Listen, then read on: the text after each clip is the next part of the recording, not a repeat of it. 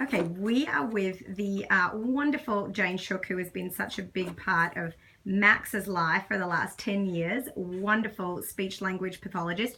And she is working here today with Hach. Why don't you tell us a little bit about Hach, Jane? So this is Hach. Hi, Hach. Hach. Can you say hi. hi? How are you doing? Good. Are you good? You're How so old are handsome. you, Hach? Good.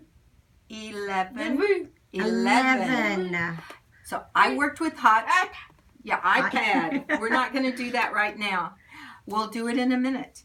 So I've worked with Hach since he was a small child, around 6. And then they took a break and did some other kinds of therapies. And then came back to me when he was 10. So about a year and a half.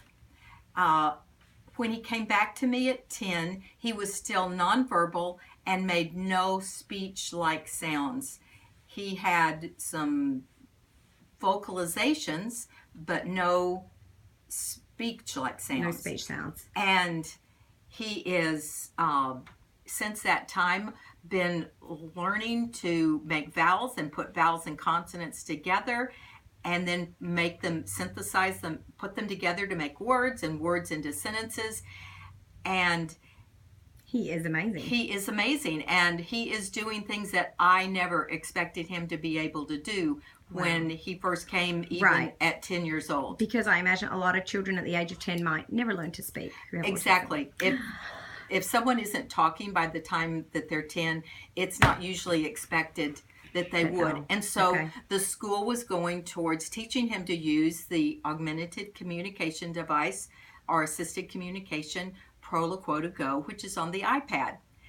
And Hach got very good at that, and I believe that was a significant part of his learning to speak, because it gave him the idea that words have meaning, that everything in his life has a label. Right. And that when he could use that name and name things, he had power over his world. Which is so great. Which is so great. So just before he started to come see me at 10, he had been quite ill. And it was so frustrating for his parents because he could not tell them at all how sick he was or where it hurt. And they had to go back and forth to the doctor, and it took them several visits to be able to figure out that he had strep throat to give him the appropriate treatment. Right. It was a very scary time. Well. And now he can tell them when something hurts and what hurts, because he does have. It has hurt. Yes. You are so clever. Hey, Hach, are you ready to get to work today? Yes. Okay, let's see what you can do, okay?